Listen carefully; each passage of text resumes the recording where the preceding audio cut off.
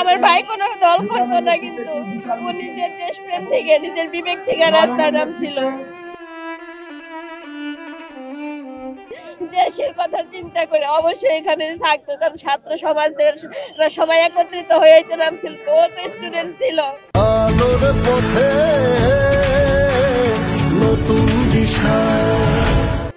তাহলে তো ও খুশি হইতো, আজকে ওর জায়গায় আমরা এখানে।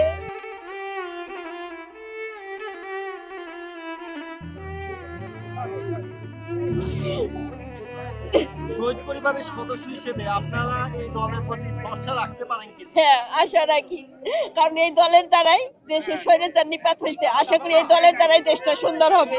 আমার ভাইয়ের স্বপ্ন যেন পূরণ করে, এটাই প্রত্যাশা। আমার ভাইয়ের শহীদ ভাইদের যারা হত্যা করছে তাদের বিচার, আর দেশটা সুন্দরভাবে পরিচালনা করে যেন, এটাই প্রত্যাশা। যে প্রত্যাশা নিয়ে আমার ভাই রাস্তায় নামছিল।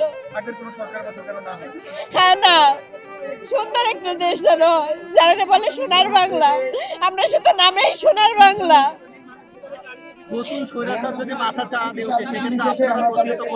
অবশ্যই আমার ভাই গেছে, আমিও জীবন দেব, আমিও রাস্তায় নামবো।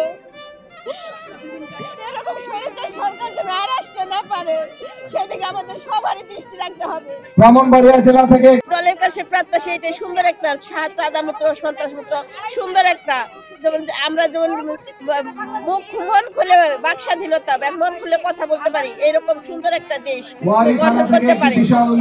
আমাদের সঙ্গে যুক্ত হয়েছেন, আমরা তাদেরকে করতালির মাধ্যমে স্বাগত জানাই। এটা তো নতুন দল, এটা তো হ্যাঁ একই প্রত্যাশা না, অবশ্যই ডিফারেন্ট। আগের কোন দল কিন্তু পারে নাই এই স্বৈরাচারীকে দমন করতে। এই ইয়ং জেনারেশন ছাত্র সমাজ পারছে, এরাই পারবে। এদের হাতে দেশটা আমার মনে হয় নিরাপদ থাকবে, এরাই পারবে দেশটা সুন্দরভাবে পরিচালিত করতে।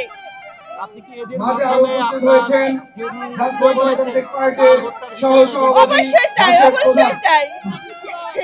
এদের মাধ্যমে, এদের কথাই তো নাম ছিল রাস্তায়, এদের সাথে সহযোগিতা হয়ে সংগ্রাম করছে, এখন এরা একটা দল গঠন করছে। অবশ্যই এদের কাছে এদের বিচার চাই, যারা তাদের সহযোগিতা আমার একমাত্র ভাইকে হত্যা করছে।